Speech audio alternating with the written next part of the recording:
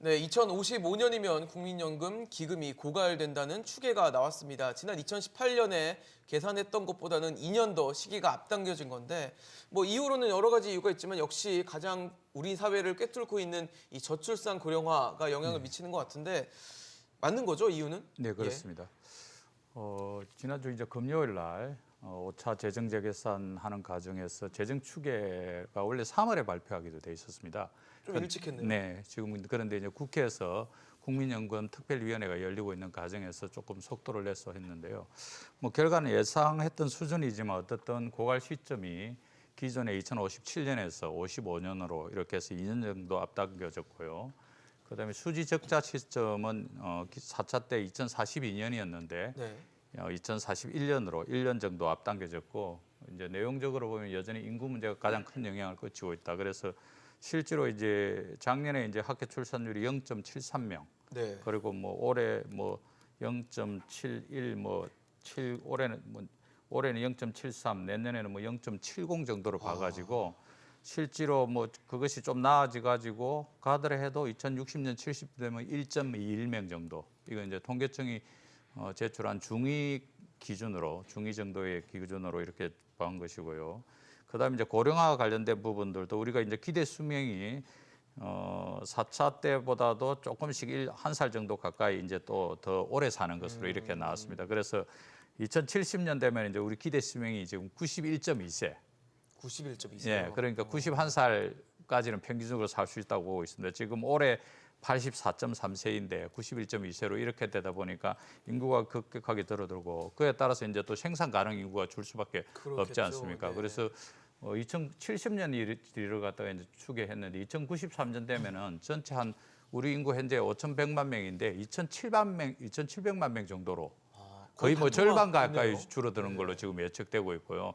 그러면 이제 생산 가능 인구도 줄어들다 보니까 당연히 경제 성장률도 뭐 2060년, 70년 되면은 5년 전에 예측할수록 경제 성장률이 0.6 정도로 예상했는데 지금 뭐 예측하기로는 이번 예측으로는 0.2 정도로. 그래서 전체적으로 인구에 의해서 경제 전반 그리고 국민연금 재정 전반이 좀 악화되는 그런 내용들을 보여주고 있고 비교적 뭐 예측은 이런 수준으로 했지만 예. 또 받아들이는 국민들이나 특히 청년들 입장에서는 조금 더 실망스럽고 조금 걱정스러운 그런 결과인 것 같습니다. 그러니까요. 못 받는 거 아니냐라는 불안감들이 좀 있더라고요. 네, 지금 뭐 특히 2030 세대. 네, 그런 것이 뭐 현실적으로 네. 재정 5년마다 한 번씩 하는 이 재정 추계 때마다 청년들이 늘 이런 불만을 가지고 있는 게 현실인 것 같습니다.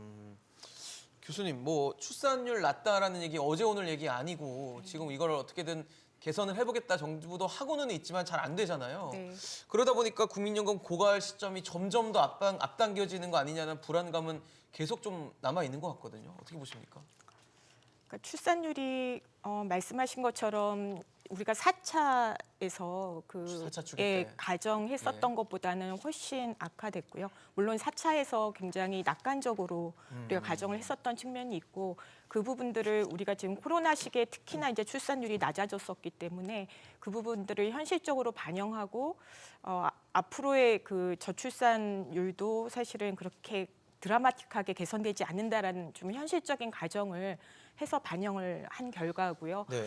근데 저는 이제 그 지금 말씀하신 것처럼 인구 문제, 그러니까 예. 출산율과 그다음에 평균 수명이 더 늘어나는 거 그런 부분 그 인구 변수가 가장 크게 영향을 미치고요. 그거에 따라서 이제 부양비가 훨씬 더 이제 심각하게 악화되기 때문에 네. 예, 그 부분이 가장 국민연금 재정 그에 이제 좀 악영향을 주는 그런 방향으로 작동을 하는 게 맞고요.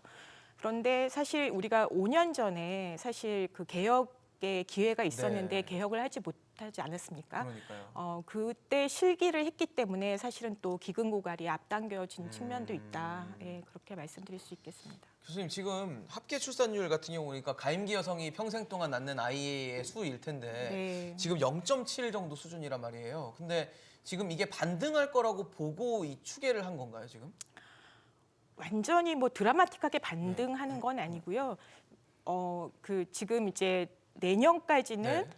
지금 이 추세, 그야말로 초저출생의 추세가 계속 그 가지만 그때 이제 하향점을 찍고 조금씩 개선될 수 있을 것이다. 그리고 이제 그러기 위해서 정책적인 노력도 하고 이제 사회적으로도 좀 더 아이 낳고 살기 좋은 사회로 만드는 노력들이 같이 경주가 되었을 때 이렇게 1.12라도 네. 갈 수 있지 않을까 싶습니다.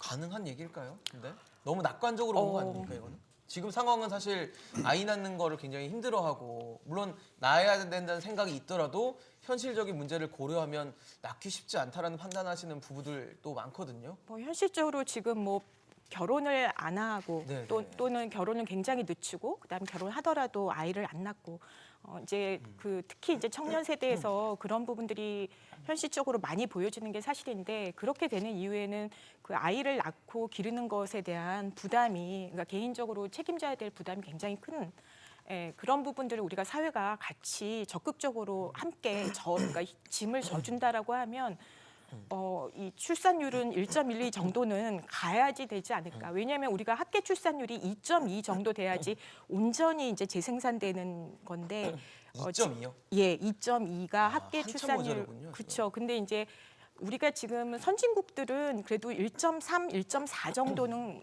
되고 있어요. 그래서 보면 그 우리가 지금 1.12도 굉장히 낮은 출산율입니다. 그래서 그러네요. 네.